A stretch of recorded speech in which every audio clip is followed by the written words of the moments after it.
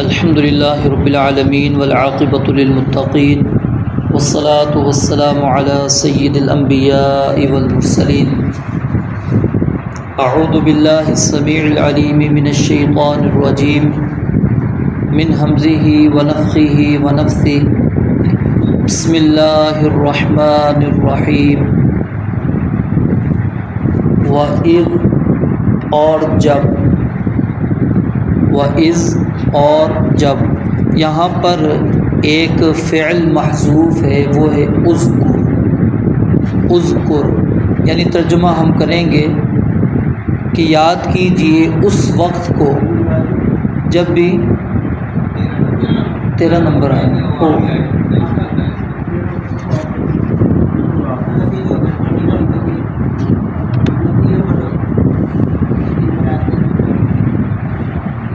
13 number page ہے۔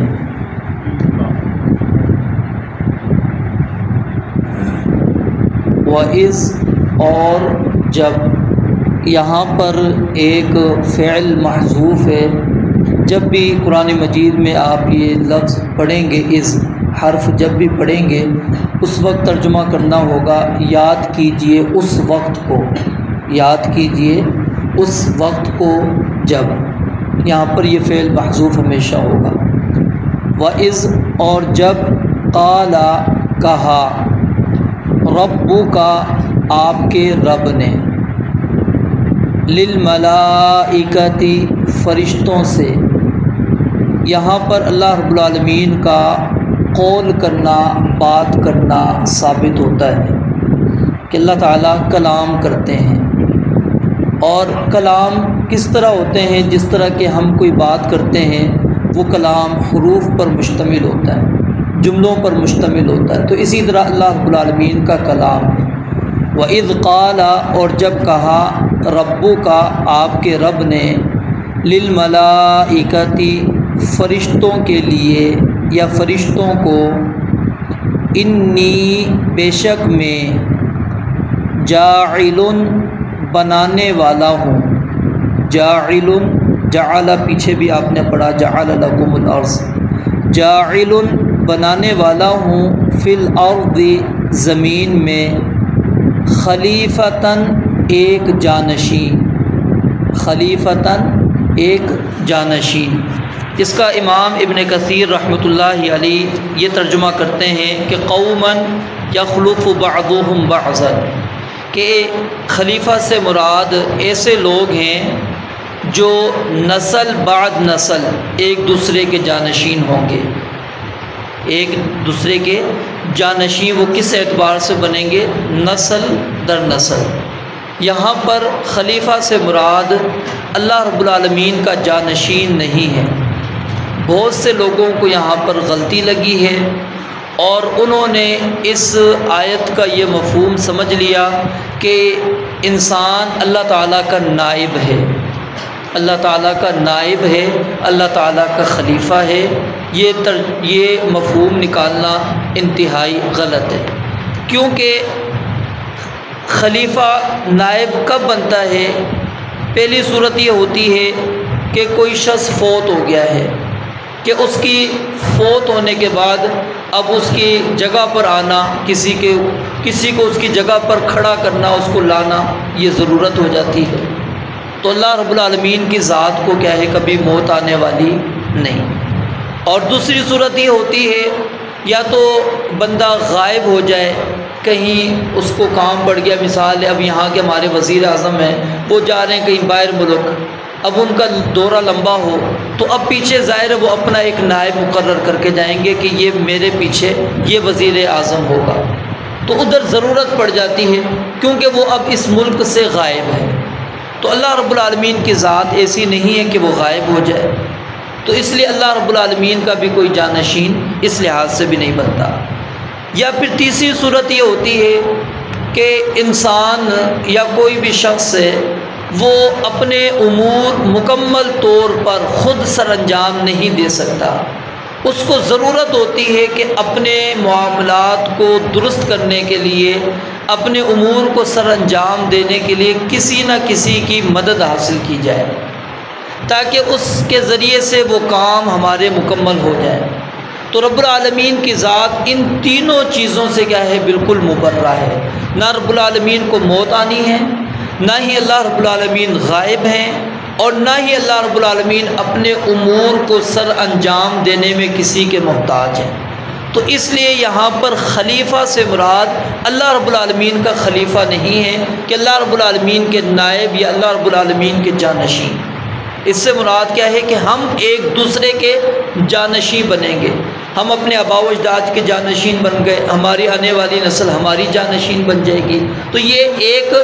صدی کے بعد دوسری صدی والے، یا ایک قوم کے بعد دوسری قوم والے، ایک نسل کے بعد دوسری نسل جو ایک دوسرے کے جانشین بنتے ہیں، وہ مراد ہے یہاں پر، نہ کہ اللہ رب العالمین کی ذات۔ دوبارہ دیکھیں، وَإِذْ قَالَ رَبُّكَ، اور جب کہا آپ کے رب نے، لِلْمَلَائِكَةِ فرشتوں کے لیے، اِنِّی جَاعِلٌ بے شک میں بنانے والا ہوں، فِي الْأَرْضِ زمین میں، خلیفتاً ایک جانشین۔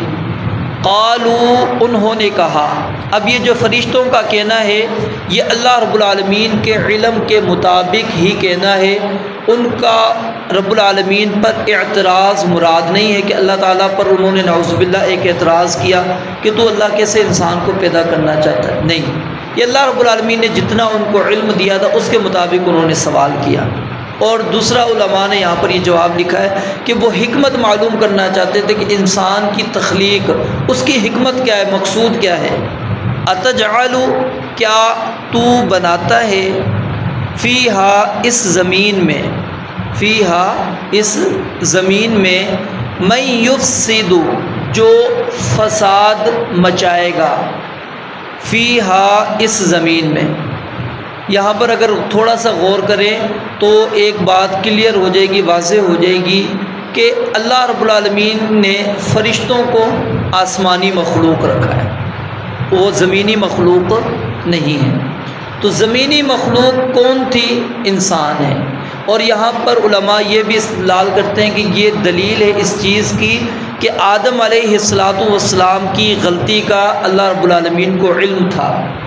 کہ جب میں نے آدم علیہ السلام پر پابندی لگانی ہے تو انہوں نے اس پابندی کو پورا نہیں کرنا، درخت کے قریب چلے جانا ہے، اور پھر اس کے بعد میں نے ان کو زمین پر بھیج دینا ہے۔ اس لیے یہاں پر اسی کا ذکر اللہ رب العالمین کر رہے ہیں۔ اتجعل فیہا، کیا تو بنائے گا اس میں، من یفسد فیہا جو فساد مچائے اس میں، ویسفک اور بہائے، الدماء خون، یہ جمع کا صیغہ ہے دمن کی، وَنَحْنُ اور ہم، یعنی فرشتے کہتے ہیں، وَنَحْنُ اور ہم، نُسَبِّحُ تسبیح بیان کرتے ہیں، ہم تسبیح بیان کرتے ہیں، یا پھر اس کا دوسرا ترجمہ آپ کر لیں، عیوب سے پاک ہونا، عیوب سے پاک ہونا ہم بیان کرتے ہیں، بحمدک تیری حمد کے ساتھ، تیری تعریف کے ساتھ، یعنی تیری تعریف کے ساتھ ہر عیب سے پاک ہونا ہم بیان کرتے ہیں۔ وَنُقَدِّسُ اور ہم پاکیزگی بیان کرتے ہیں، لَکَ تیری۔ قال اللہ رب العالمین نے فرمایا، انی بے شک میں، اعلم جانتا ہوں، ما لا تعلمون جو تم نہیں جانتے، وعلم اور سکھلا دیے، علامہ سکھلا دیے، آدم علیہ السلام کو، الاسماء نام، کلہا سب کے سب، ثم پھر عرض پیش کیا، ہم ان کو، یعنی جو نام سکھلائے تھے ان چیزوں کو اللہ تعالیٰ نے پیش کیا، علی الملائکتی فرشتوں کے سامنے، یہاں پر علی کا ترجمہ ہم سامنے کریں گے، فرشتوں کے سامنے، فقال پس کہا،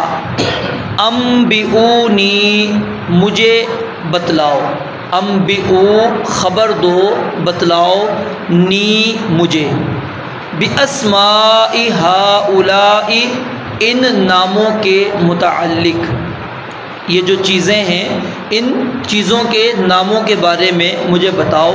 ان کنتم اگر ہو تم صادقین سچے، قالوا سب نے کہا سبحانک اے اللہ تو پاک ہے، لا علم لنا نہیں ہے علم ہمارے لیے، نہیں ہے جاننا ہمارے لیے، الا سوائے اس کے ما جو علمتنا تو نے ہمیں سکھایا۔ یہ دلیل ہے الفاظ اس بات کی کہ اللہ رب العالمین کے علم کے مطابق فرشتوں نے یہ بات کہی تھی اتجعل فیہا من یفسد فیہا ویسفک الدماء، اور یہاں پر فرشتوں کی عاجزی انکساری بھی ظاہر ہو رہی ہے کہ انہوں نے دیکھیں تکبر نہیں کیا، غرور نہیں کیا کہ ہمارے پاس علم ہے، ہم تیری عبادت کرتے ہیں، تیری تسبیح بیان کرتے ہیں، تو انسان کو پیدا کرنے کی ضرورت کیا؟ نہیں، اپنی جو ہے عاجزی انکساری کا اظہار کر دیا، ہمارے پاس علم نہیں ہے، الا ما علمتنا سوائے اس کے جو تو نے ہمیں سکھایا، انک انت بے شک تو ہی، العلیم سب کچھ جاننے والا، الحکیم کمال حکمت والا ہے۔ قال اللہ تعالیٰ نے فرمایا یا آدم اے آدم علیہ السلام، انبئہم ان کو بتلاؤ، ان کو خبر دو، باسمائہم ان کے ناموں کے بارے میں، فلما انبأہم پس جب خبر دی ان کو، باسمائہم ان کے ناموں کے بارے میں، قال کہا اللہ تعالیٰ نے، الم کیا، لم نہیں، اقل میں نے کہا، لکم تمہارے لیے، الم اقل لکم کیا میں نے تمہیں نہیں کہا تھا، انی بے شک میں، اعلم زیادہ جانتا ہوں، غیب السماوات آسمانوں کی پوشیدہ چیزوں کو، والارض اور زمین کی، واعلم اور میں جانتا ہوں، ما تبدون جو تم ظاہر کرتے ہو، وما کنتم تکتمون اور جو کچھ تم چھپاتے ہو۔ ایک مرتبہ پھر دیکھیں، وَإِذْ قَالَ اور جب کہا، ربک آپ کے رب نے، للملائکۃ فرشتوں کو یا فرشتوں کے لیے، انی بے شک میں، جاعل بنانے والا ہوں، فی الارض زمین میں، خلیفتاً ایک جانشین، قالوا انہوں نے کہا، اتجعل کیا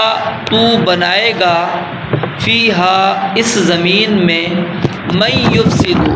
جو فساد مچائیں گے، فیہا اس زمین میں، ویسفک اور وہ بہائیں گے، الدماء خون، ونحن اور ہم، نسبح بحمدک تیری تعریف کے ساتھ ہر عیب سے پاک ہونا بیان کرتے ہیں، ونقدس لک اور تیری پاکیزگی بیان کرتے ہیں، قال اللہ تعالیٰ نے فرمایا، انی اعلم بے شک میں جانتا ہوں، ما لا تعلمون جو تم نہیں جانتے، وعلم آدم اور سکھلا دیے آدم علیہ السلام کو، الاسماء کلہا سب کے سب نام، ثم پھر عرضہم ان کو پیش کیا،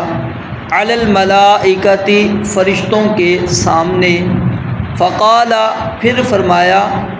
انبئونی مجھے بتلاؤ، مجھے خبر دو، باسماء ہؤلاء ان کے نام، مجھے بتاؤ ان کے نام، ان کنتم صادقین اگر تم سچے ہو، قالوا ان سب نے کہا، سبحانک تو پاک ہے، لا علم لنا نہیں ہے ہمیں علم، الا سوائے اس کے، ما جو علمتنا تو نے ہمیں سکھایا، انک انت العلیم الحکیم بے شک تو ہی سب کچھ جاننے والا کمال حکمت والا ہے۔ قال یا آدم اللہ تعالیٰ نے فرمایا، اے آدم، انبئہم بتلاؤ انہیں، باسمائہم ان کے نام، فلما انبأہم باسمائہم فلما پھر جب، یہ لفظ پہلے بھی آپ نے پڑھ لیا تھا، انبأہم بتلایا انہیں، خبر دی انہیں، باسمائہم ان کے نام، قال تو اللہ تعالیٰ نے فرمایا الم اقل لکم کیا میں نے نہیں کہا تھا تمہارے لیے، انی بے شک میں اعلم جانتا ہوں، غیب السماوات والارض آسمان اور زمین کی پوشیدہ چیزوں کو، وَأَعْلَمُ اور میں جانتا ہوں، ما تبدون جو تم ظاہر کرتے ہو، وما کنتم تکتمون اور جو کچھ تم چھپاتے ہو۔ فرشتوں کے متعلق ہمارے معاشرے کے اندر ایک بات معروف ہے، اور وہ بات در حقیقت فرشتوں کے انکار پر مشتمل ہے۔ فرشتوں سے مراد ہم لیتے ہیں کہ نیکی کی قوت، طاقت، اس کو ہم فرشتہ کہہ دیتے ہیں۔ جیسے کوئی انسان انتہائی پرہیزگار ہو، متقی ہو، ہم کیا کہتے ہیں؟ جی فرشتہ صرف انسان ہے، یہ فرشتہ صرف انسان۔ تو اسی سے ہی ہم نے یہ سمجھ لیا کہ فرشتہ باقاعدہ کوئی مخلوق نہیں ہے۔ صحیح مسلم کے اندر روایت موجود ہے، نبی علیہ السلام نے فرمایا کہ آدم کو کیا نام ہے، فرشتوں کی جو مخلوق کی تخلیق ہے وہ اللہ تعالیٰ نے نور سے کی ہے۔ فرشتوں کی تخلیق نور سے ہے، جنات کی تخلیق آگ سے ہے، اور بنو آدم کی جو تخلیق ہے وہ مٹی سے ہے۔ تو یہ ایک الگ جہان ہے، الگ مخلوق اللہ تعالیٰ نے بنائی ہے، اور ان کی خصوصیت کے اندر یہ چیز موجود ہے کہ یہ کبھی بھی نافرمانی نہیں کرتے، ہر وقت اللہ تعالیٰ کی حمد و ثنا، تسبیح، تقدیس، پاکیزگی بیان کرنا، جو اللہ تعالیٰ نے ذمہ داری لگا دی بس اس ذمہ داری کو ادا کرنا، خوف، ڈر ان کے اندر کوٹ کر بھرا ہوا ہے، یعنی ہر وقت اللہ تعالیٰ کا ڈر، خوف، خشیت ان کے اندر موجود ہے۔ ہر حکم کی جو بھی اللہ رب العالمین نے ان کو ذمہ داری لگا دی اس سے ہٹنے والے نہیں۔ حدیث کے اندر یہاں تک آتا ہے جو سور پھونکے گا، اب دیکھیں نا سور کب آنا ہے، اللہ تعالیٰ نے کب اس سے ذمہ داری اس کی لگائی؟ جب سے کائنات بنائی۔ اللہ تعالیٰ کہتے تھے آرام کر لے تو ابھی بڑا عرصہ ہے،